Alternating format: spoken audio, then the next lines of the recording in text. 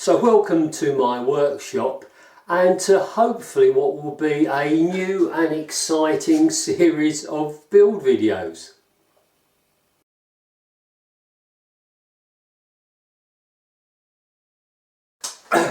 So if you're a regular visitor to the workshop, no doubt you'll be familiar with this particular shape.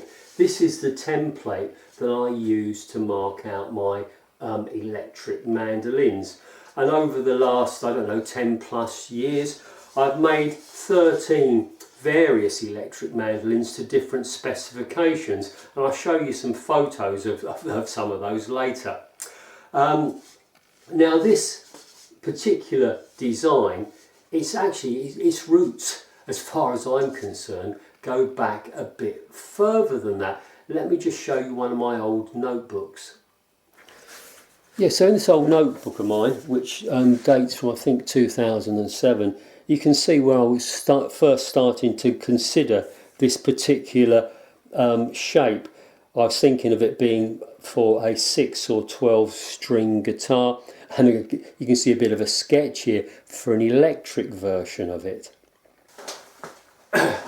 So eventually I built an acoustic instrument to that particular shape for Andrew and Jane, a lovely Mando cello, and I built that in I think 2008, and a little bit later on, a couple of years later, I did actually build a 6-string acoustic guitar to that.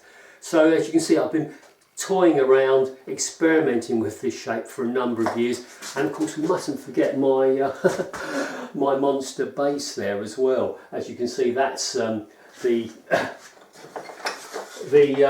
supersized version of the electric mandolin shape.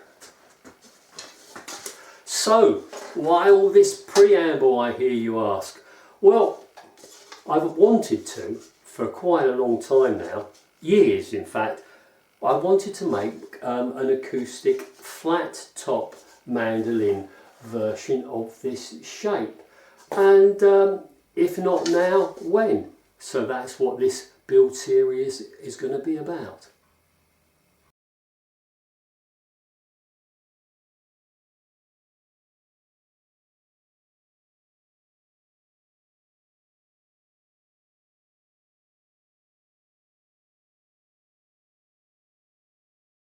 So this is where the work starts then. I've got some 18mm plywood that I'm going to use to make the external mould. Two pieces of this will be sandwiched together to give me a thickness of 36mm, which is the right depth for a mould for my sort of mandolin. I've made up this kind of rough template so I can just plan things out. And it's you always want to try to plan as far ahead as possible.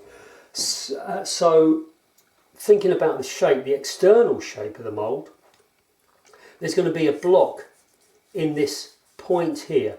So what I want to be able to do is clamp that block in place. So if I have the outside edge of the mould parallel to where I think that block is going to be, I'm not going to have any problem applying pressure to it. This cutout here will allow me to get a clamp for the end block, to clamp it against this side part here, and equally if I've got a little block in here I can then clamp that on that side. So yeah, a bit of planning now will save an awful lot of heartache later on. So I'm just going to mark this out on the plywood, work out the best, most economic way of marking this out, and then get this cut.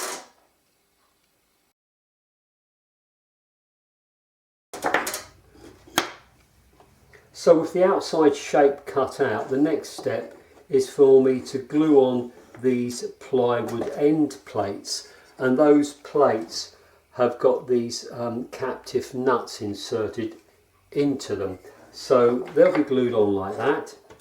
Once the glue's set, I can then split the mould, cut the internal shape out, and then to bring it back together I've got these hardwood blocks and machine screws. So the obviously the machine screws go through the hole and into those threaded inserts.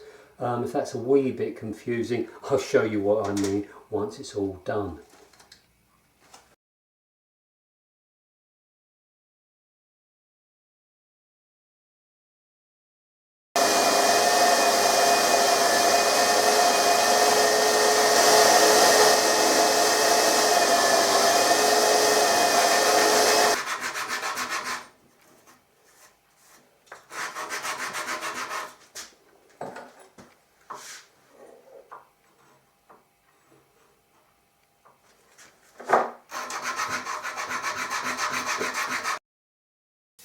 Right, so there is the completed external mould, all nicely cut out accurately and sanded, etc. It's had a couple of coats of varnish, really one to protect the mould itself from moisture. When you clamp the sides in to leave them overnight, they're invariably damp, so we don't want that damp seeping into the mould itself. And also when you're gluing up the linings and the end blocks, you don't want any glue to actually seep in anywhere and glue the sides to the mould. So obviously a coat of varnish helps eliminate that problem too. I say the mould is complete. What I invariably do with my moulds is I add some little attachments at either end to help me glue the end blocks in. But I shan't actually do that at the moment. I'll wait until I make those end blocks and see how they kind of behave when I put them under pressure, and then I can make up some kind of attachment accordingly. You might notice this little slit here. No, I didn't slip with the bandsaw. That's for when I bend this side, it needs to come round and it needs to go past that side, because this will give the neat kind of joint where the neck is.